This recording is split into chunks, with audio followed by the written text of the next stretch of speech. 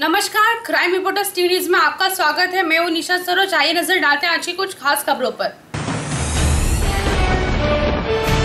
मुंबई हाई court में traffic head constable ने traffic police विभाग में व्याप्त करप्शन का किया खुलासा।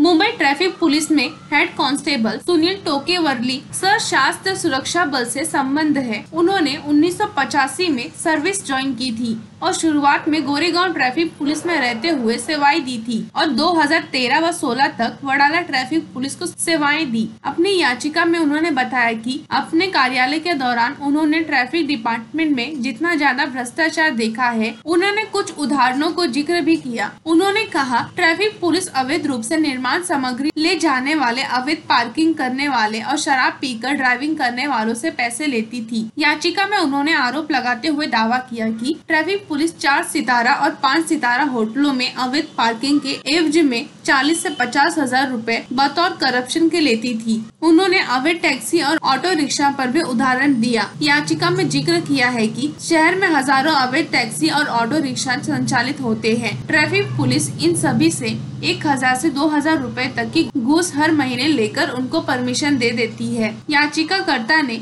इस संबंध में ट्रैफिक विभाग के वरिष्ठ अधिकारियों के खिलाफ FIR दर्ज कराने की मांग के साथ विभागीय जांच की भी डिमांड की है। इस जनहित याचिका में टोक ने ट्रैफिक डिपार्टमेंट के खिलाफ होने वाले शिकायतों की एक लिस्ट भी अटैच की है। इस पर सुनवाई होनी बाकी है। नमस्कार, 2 दिवसापासून तुमची व्हिडिओ क्लिप फेसबुकवर आणि यूट्यूबवर व्हायरल होत आहे आणि पोलीस दलात जो तुम्हाला भयंकर त्रास होतोय, पोलीस दलाविरोधात तुम्ही जे व्हिडिओ क्लिप तुम्ही 2 दिवसापासून व्हायरल करत आहे, या संदर्भात आपलं आता काय म्हणणं आहे?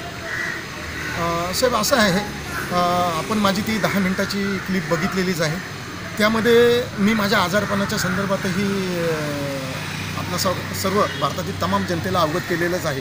मी आज पुन्हा आपल्याद्वारे सर्व भारतीय जनतेला, बंधू भगिनी, मग ते इलेक्ट्रॉनिक मीडिया असतील, सामाजिक क्षेत्रातील असतील, राजकीय क्षेत्रातील असतील किंवा शासकीय क्षेत्रातील अधिकारी असतील, यांना माझी या व्हिडिओद्वारे अशी विनंती आहे की पोलीस दलात जो काही भ्रष्टाचार चालू आहे तो मी 2014 पासून उघड करत आहे, तो आजही त्याच पद्धतीने आणि तितक्याच जोमाने चालू आहे। याबाबत आणि या भ्रष्टाचाराच्या संदर्भात मी महाराष्ट्राचे मुख्यमंत्री देवेंद्र फडणवीस साहेब आणि भारताचे महामहिम पंतप्रधान श्री मोदी साहेब, तसेच राज्यपाल साहेब, महाराष्ट्र राज्य आणि दिल्लीचे जे राष्ट्रपती साहेब यांना अवगत केलेलं आहे। परंतु आज माझे आताही असंही म्हणणं आहे की मी ज्यांची आता नावं घेतली ते फक्त सत्तेसाठी लालची झालेले आहेत आणि निवडणुका लढवण्यासाठी किंवा निवडून येण्यासाठी ते आज भारतातील तमाम जनतेची दिशाभूल करून काहीतरी खोटी आश्वासनं देत आहेत आणि यांच्या खोट्या आश्वासनालाच मी बळी पडून मुंबई पोलीस दलातील भ्रष्टाचार उघड करण्याचा प्रयत्न केला आणि त्या प्रयत्नाला माझ्या यांनी अपयश कसं येईल इतक्यापर्यंत राजकीय षडयंत्र, पोलिसी षडयंत्र आणि प्रशासकीय षडयंत्र रचून मला नस्तनाबूत करण्याचा प्रयत्न केला। शेवटी न्यायविलाजास्तव माझ्या जगण्याची उमेद संपलेली असताना मी गंभीर आजाराने आजारी आहे।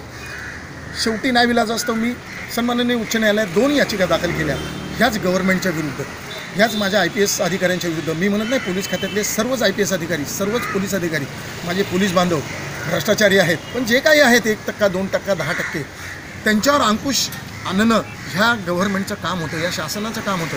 परंतु हे शासन अत्यंत खालच्या पातळीत वागत असून मुंबई पोलीस दलातील सहपोलीस आयुक्त देवेन भारती साहेब यांच्या आमिषाला आणि यांच्या दादागिरीला आणि यांच्या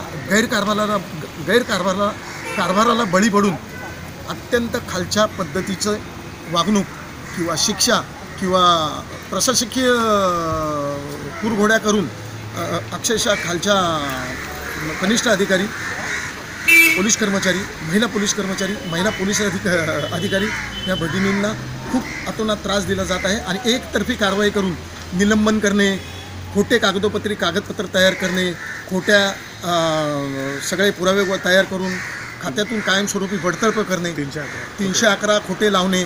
मग आता माझं हे आता मी कालच्या व्हिडिओच्या अनुषंगानेच आपल्याला पुन्हा हे सांगू इच्छितो की जे कोणी राजेंद्र त्रिवेदी साहेब आहेत ACP, त्यांनी हायकोर्टात एक दावा दाखल केलेला आहे या क्रिमिनल रिट पिटिशनमध्ये. आणि या क्रिमिनल रिट पिटिशनमध्ये त्यांनी मुख्यमंत्री देवेंद्र फडणवीस यांनासुद्धा पार्टी बनवलेला आहे. आता देवेंद्र फडणवीस साहेबांना माझा पुन्हा एकदा एक विनंती आहे. मला विनंतीसुद्धा करावीशी वाटत नाही.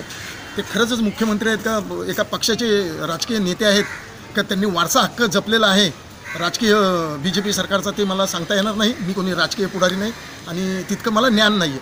परंतु मी ज्या 35 वर्षाच्या सेवेचा अनुभव घेतलेला आहे पोलीस दलातील, मी त्यांना एक विनंती करतो आहे किंवा त्यांना आव्हान देतो आहे की फडणवीस साहेब, माझं हे एक कनिष्ठ अधिकाऱ्याचं आपल्याला विचारणं आहे.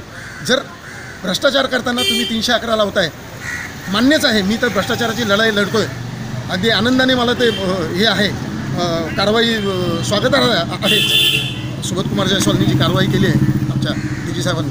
परंतु आत्ता जे काही त्रिवेदी सरांनी किंवा हायकोर्टात जे काही सन्माननीय उच्च न्यायालयात जे काही दाखल आहे, त्या प्रकरणात पेपरला अशी बातमी आली आहे की शहाजी पालनपूरजी कोणी आहेत सन्माननीय ग्रस्त, त्यांचे 2 टेम्पो विस्फोटकाने भरलेले देवेन भारती सहपोलीस आयुक्त कायदा व सुव्यवस्था, सध्या आर्थिक गुन्हे शाखा, यांनी सोडायला लावले असा गंभीर आरोप किंबहुना गंभीर पुरावे ह्या घटनेचे सगळे उच्च न्यायालयात सादर आहेत. आणि मी पुन्हा आपल्या सर्वांना हात जोडून विनंती करतो आहे, देवेंद्र फडणवीस साहेबांनाही करतो आहे आणि PMO साहेबांनाही करतो आहे, मुख्य जे आता राज्याचे लोकपाल आयुक्त असतील त्यांनाही माझी विनंती आहे की ह्या भ्रष्टाचाराच्या संदर्भात माझ्याकडे जे पुरावे आहेत ते मी दिल्लीला द्यायला तयार आहे, महाराष्ट्र गव्हर्नमेंटला द्यायला तयार आहे, सन्माननीय उच्च न्यायालयात द्यायला तयार आहे आणि माननीय सुप्रीम कोर्टात जाऊन या भ्रष्टाचारांच्या विरुद्ध जे काही माझ्याकडे पुरावे आहेत आणि जे काही पोलीस दलात हा अन्याय चालू आहे वरिष्ठांचा, एकतर्फी IPS अधिकाऱ्यांचा, केवळ यांची जी मुजोरी आहे त्या मुजोरीच्या संदर्भात मी सन्माननीय या न्यायव्यवस्थेतून लढा लढणार आहे. जय हिंद, जय महाराष्ट्र. मुंबई से क्राइम रिपोर्टर्स TV न्यूज़ की एक रिपोर्ट.